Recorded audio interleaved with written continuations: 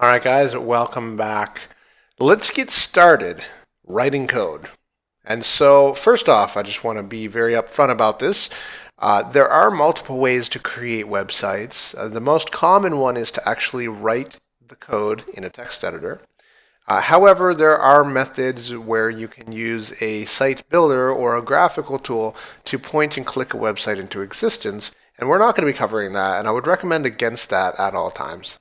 And it's because, first of all, it's very limited and restrictive in what you can actually do. You have so much less control over the final version of whatever you're building than if you write the code.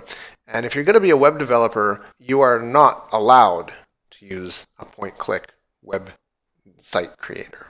So now that that's out of the way, we need a good text editor to write this code. Now, when we think about a text editor, we think about maybe Microsoft Word or Notepad, even, if you're on Windows.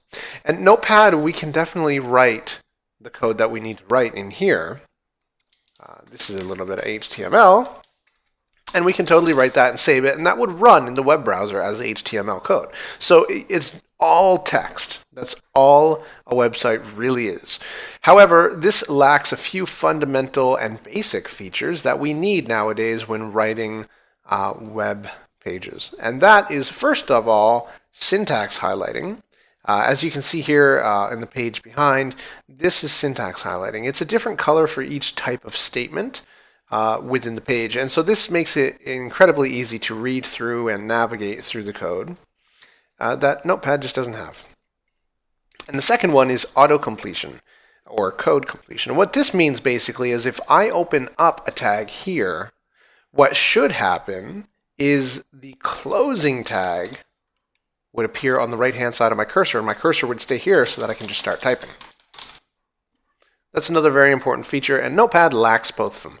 So what I need you guys to do is go ahead and go over to atom.io, atom.io, and we're going to be downloading this text editor. So just click the download button. If you want to see other platforms, click that other platforms link. If you're on Mac or Linux, if you're on Linux, you're probably going to be installing from the package manager anyway, so that's not going to be a problem. If you guys are new to Linux and need help with that, let me know in the discussion for this video, and I will try and help you out with that.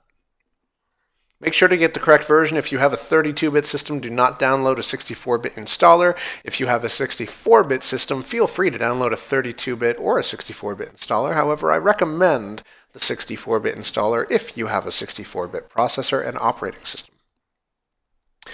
Now that that is out of the way, let's go ahead and launch it. It's going to make you install it, and it can take a few minutes. So if you guys want to pause the video now, that would be great.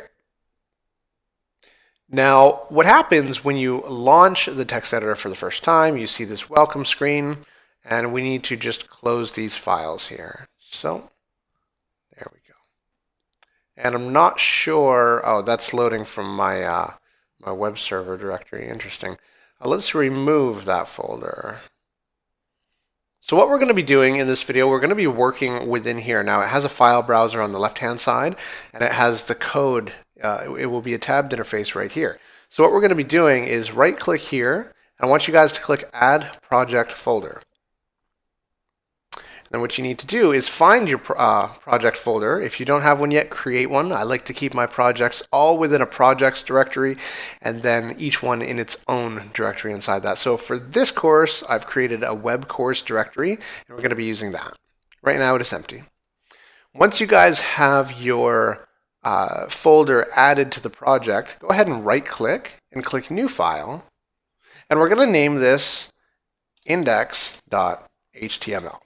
So all HTML files that we create are going to have the HTML extension, and this is what you're going to see, a blank text editor. So what we're going to do something really simple right here. And do I have the ability to open a new window? Okay. Can I drag it? No. All right. We'll go ahead and open this in a moment. What we're going to do is type out just hello world. So no tags right now. We're just going to print out some text. I'm going to save it.